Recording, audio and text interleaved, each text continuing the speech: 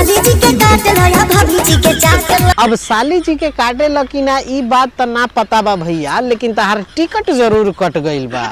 आई देखा ना कैमरामैन भी मजा लेता है, लगा ना दोसर। मार्केट में बिके हर एक माल 10 के। अच्छा ई बात बा, हमरा तो पते न रहल कि तोहरो 10 रुपया में बा। बड़ा सस्ता बा हो बूची।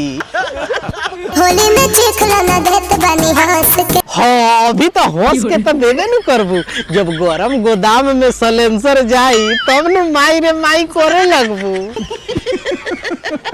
एक एगो प्लेट लेके आपस में बांट लो।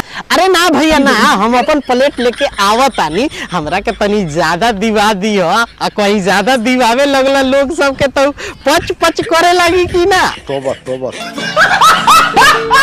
साली जी के काटे लो। अरे भैया इमे काटे वाली कौन बात बा, इतना सुंदर सामान के केहू काटेला।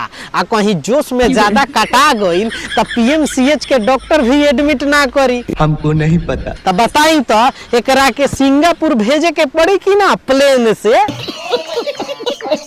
या भाभी जी के चाटे लो। भाभी के चाट लो।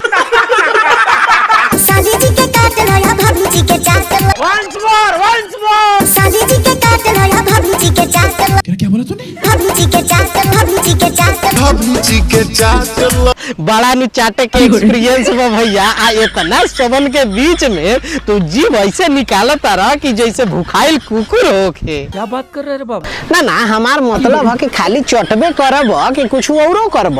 अरे कुछ और करब तबे नु लइका फैका होइया सन। कितना लोग सवाल उठावता, खेसारी भैया के देखला कि ना कितना चैलेंज देत रहन। त कुछ और भी कल। ओके। आ तहार है चटाई देख के नु भैया हमरो मन करता। त एगो काम करतानी, हमो जातानी केकरो के चाट के आवतानी।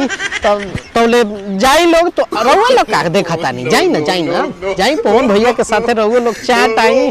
मिलतानी अगला वीडियो में। बाय बाय, टेक केयर, जय हिंद।